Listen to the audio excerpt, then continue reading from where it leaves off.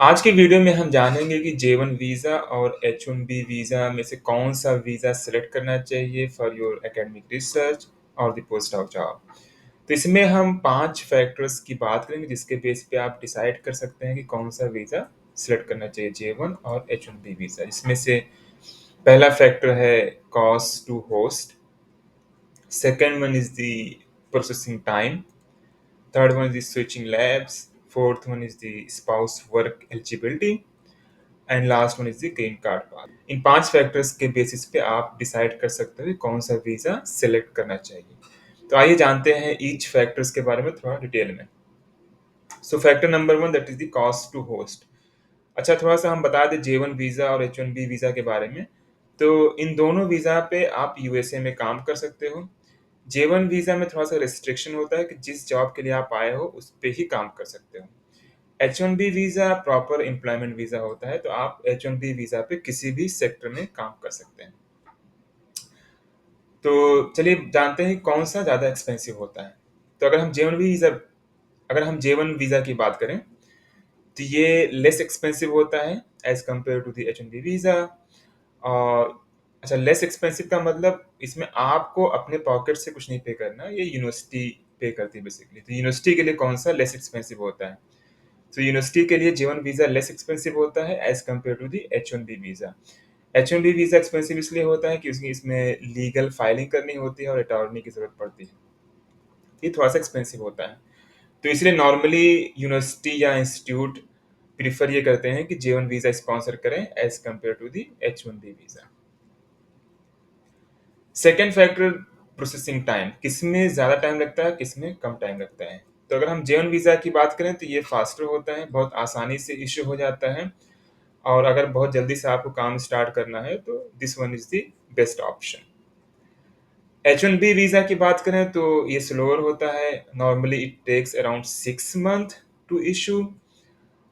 और या फिर आप प्रीमियम प्रोसेसिंग कर दें तो जल्दी हो सकता है, लेकिन ये एक्सपेंसिव होता है।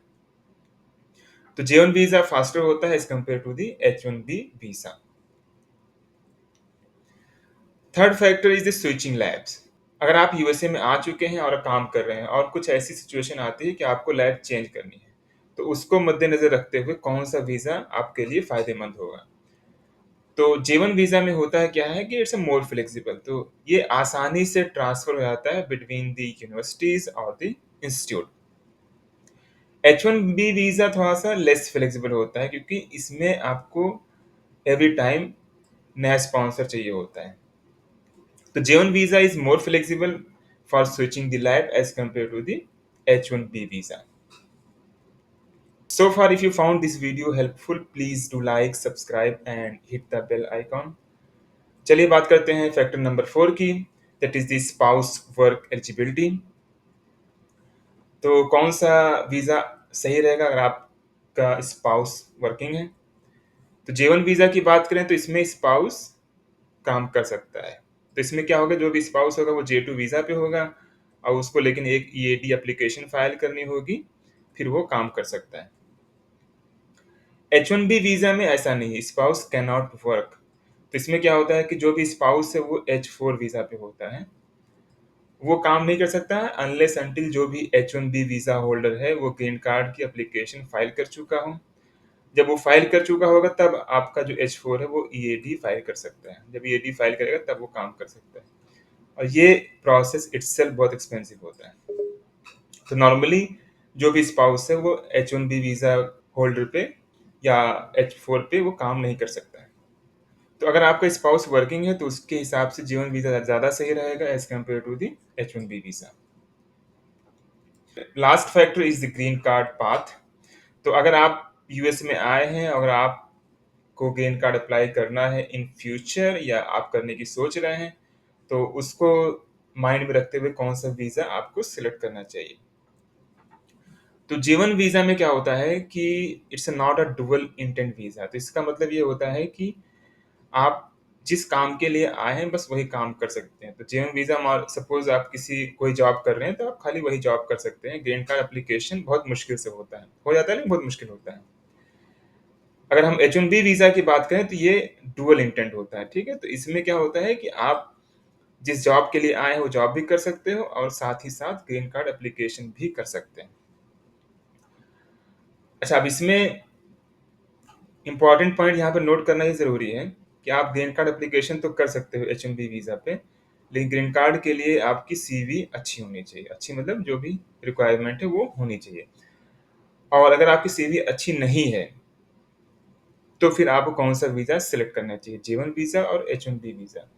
ऐसा मैं क्यों कह रहा हूँ? क्योंकि H-1B वीज़ा का अपना एक ड्यूरेशन है, कितने साल तक आप इस पे काम कर सकते हो। तो इसका ड्यूरेशन है 6 प्लस 1 ईयर, ठीक है?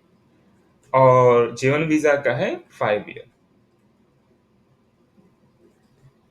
तो अगर आपकी सीवी अच्छी नहीं है और आपने H-1B वीज़ा पे जॉइन कर लिया है, आपको सीवी बिल्डअप करने में ही 6 ईयर लग गया और इस वीज़ा का ड्यूरेशन खत्म हो गया। तो फिर आपके पास ऑप्शन कोई बचेगा नहीं, फिर लास्ट ऑप्शन वही बचता है कि आप वापस J-1 वीज़ा पे आ जाएँ। आप J-1 पे आते हैं तो it's not a dual intent visa, तो आपको यहाँ ग्रीन कार्ड बहुत मुश्किल होगी। तो उस केस में जिस केस में आपकी सीवी अच्छी नहीं है, ठीक है? आपको सीवी बिल्डअप करनी है।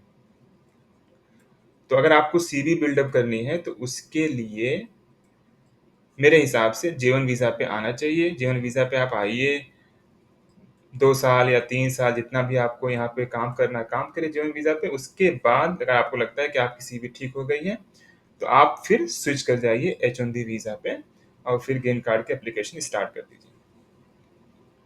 इस तरह से आप डिसाइड कर सकते हैं कौन-सा वीज़ा सेलेक्ट करना चाहिए ग्रीन कार्ड एप्लीकेशन के लिए।